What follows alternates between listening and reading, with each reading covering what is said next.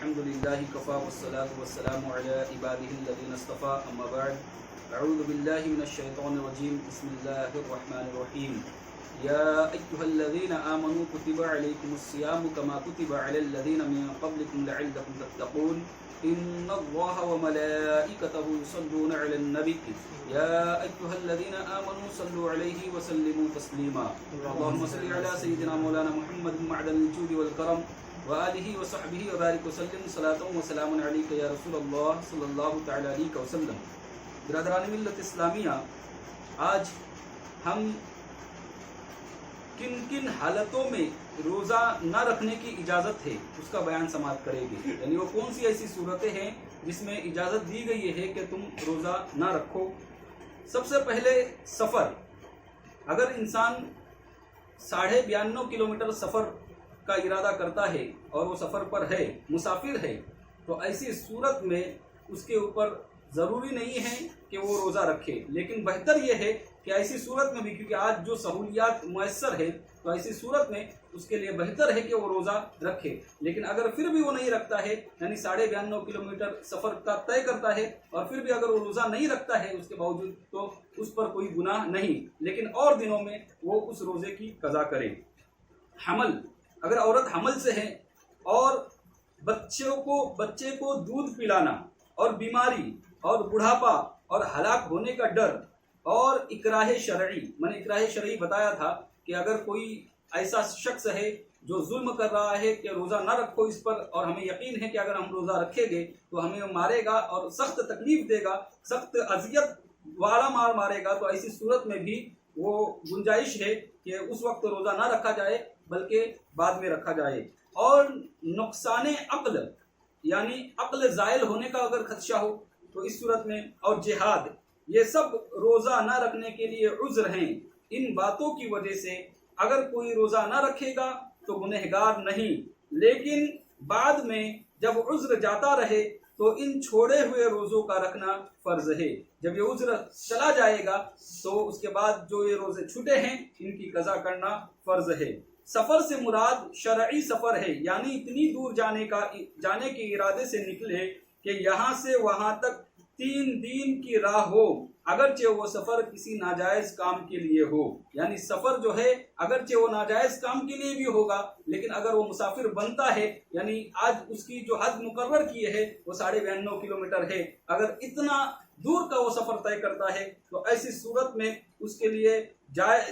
لیے اجازت ہے کہ وہ روزہ نہ رکھے اور دنوں میں وہ روزہ پورا کرے۔ دن میں سفر کیا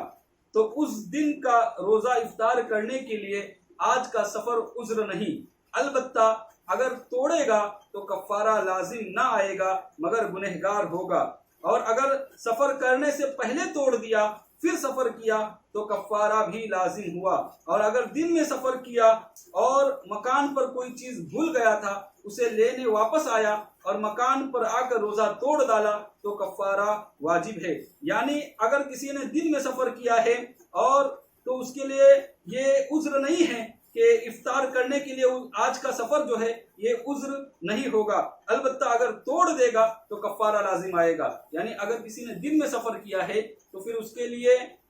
وہ روزہ، آج کا روزہ توڑنا یہ ضروری نہیں ہے، اور اگر توڑے گا تو گناہ ہوگی، اور اگر سفر کرنے سے پہلے توڑا اس نے تو پھر کفارہ بھی ہوگا۔ مسافر نے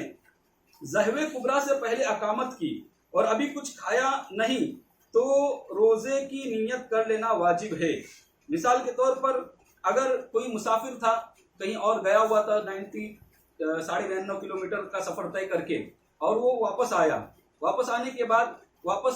ایسا وقت ہے کہ 10 بجے کا ہے، ظہر کبریٰ میں نے سمجھایا تھا نصف النہار شرعی، آدھا دن ہونے سے پہلے اگر وہ اپنے گاؤں میں مقیم ہوا یا پھر کہیں 15 دن سے زیادہ رہنے کے ارادے سے وہ مقیم ہو گیا، تو ایسے صورت میں اس کے اوپر واجب ہے کہ وہ اسی وقت نیت کر لے کہ میں روزہ سے ہوں، اور اس کے لیے ضروری ہے کہ اسے معلوم ہے کہ اگر میں مسافر بننے والا ہوں تو وہ صبح سے کچھ کھائے پیے نہیں، بلکہ ظہر کبریٰ سے پہلے وہ نیت کر لے۔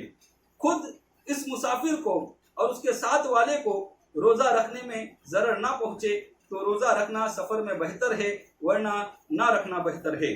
حمل والی اور دودھ پلانے والی کو اگر اپنی جان یا بچے کا صحیح ڈر ہو تو اجازت ہے کہ اس وقت روزہ نہ رکھے، خواہ دودھ پلانے والی بچے کی ماں ہو یا دائی، اگرچہ رمضان میں دودھ پلانے کی نوکری کی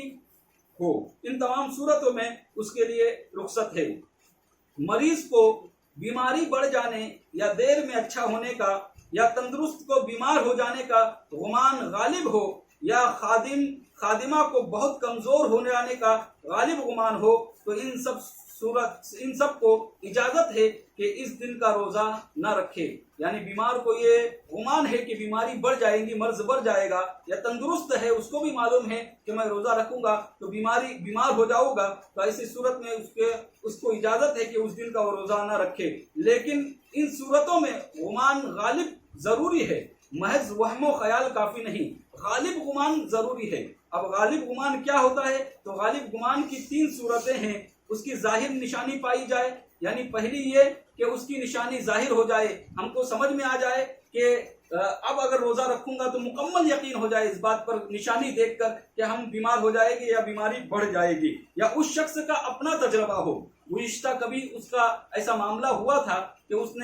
اس کو ایسے حالات اور ایسے آثار نمودار ہوئے اس کے ساتھ، اور پھر اس نے ایسی صورت میں روزہ رکھا اور روزہ رکھنے کے بعد اس کی بیماری بڑھ گئی، تو اس کو یہ تجربہ ہو اپنا، تو ایسی صورت میں بھی اس کو اجازت ہے۔ اور اگر کسی مسلمان ماہر طبیب نے جو فاسق نہ ہو اس نے خبر دی ہو، اور اگر نہ کوئی نشانی ہو، نہ تجربے، نہ ایسے طبیب نے بتایا، تو روزہ چھوڑنا جائز نہیں۔ یعنی طبیب ڈاکٹر جو ہو وہ مسلمان ہو اور غیر فاسق ہو، باشرع ہو، نماز کا پابند ہو، اسلام پر عمل کرنے والا ہو، فاسق نہ ہو، ایسے ڈاکٹر کے کہنے پر، کافر اور فاسق ڈاکٹر کے کہنے پر عمل نہیں کیا جائے گا، بلکہ محض وہم و خیال سے یا کافر یا فاسق طبیب کے کہنے سے روزہ توڑ دیا تو کفارہ بھی لازم آئے گا۔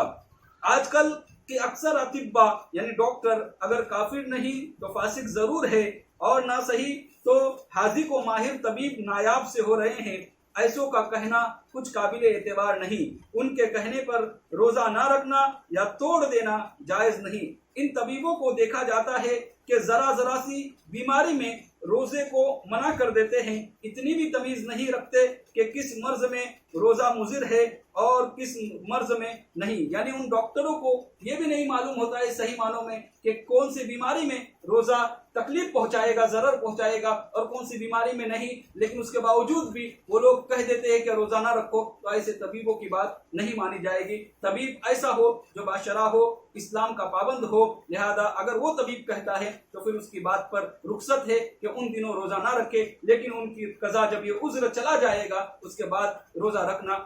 فرض ہے۔ اللہ تعالیٰ سے دعا ہے کہ ہمیں کہنے سننے سے زیادہ عمل کرنے کی توفیق عطا فرمائے۔